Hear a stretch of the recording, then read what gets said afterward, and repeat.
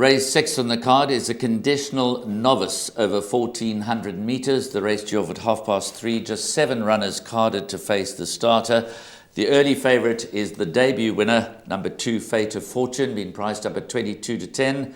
Number 4, Juan Carlos, who's been off the track since February earlier this year, is at 28 to 10.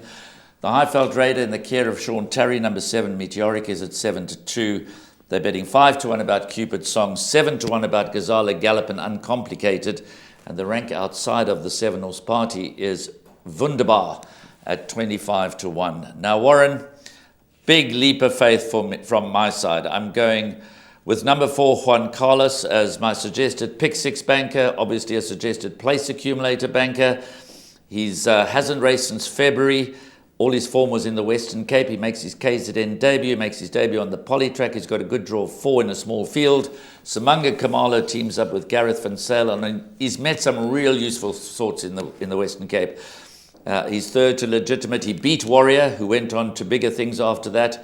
Ran 4th to the Second Wave, who's won 3 or 4 races subsequent to that. Then they threw him in the deep end in the Politician Stakes, where he was not disgraced, finishing 5th behind Comedy Dung. Forget his Derby run. He was never in the hunt, wasn't persevered with, and he's been sidelined since. He's a son of Frankel. I might be going with reputation rather than the form book, because I know that Adam he was previously trained by Adam Marcus. He had quite a high regard for Juan Carlos. And I would have thought that even not fully fit, even though 1,400 metres might be a little bit on the sharp side for him, I don't think he has to be at the top of his game to account for this field. In a race where the average merit rating is 77, Graham, you have every right to like Juan Carlos, and you've made a brilliant case for him. Yes, that run to Comedy Dung wasn't bad at all, really wasn't bad. 7.5 lengths off 5 of 13. So he's the one that does set the standard, absolutely. You've taken your stance here. I took my stance in the pick 6 a little earlier on.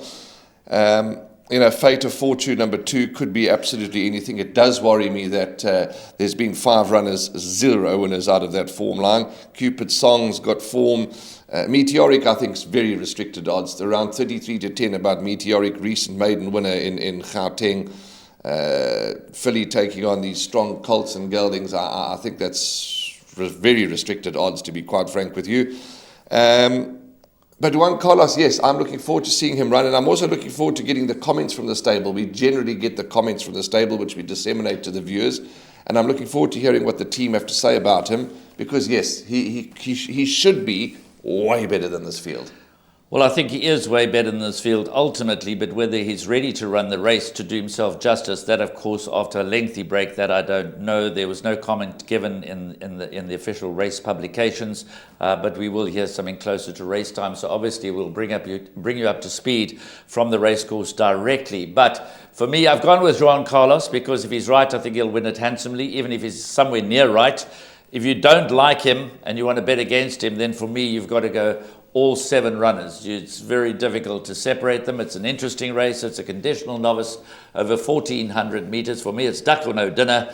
Number 4, Juan Carlos. If you don't like Juan Carlos, or if he starts to drift and there's negative vibes about him, then I think you've got to go the whole field.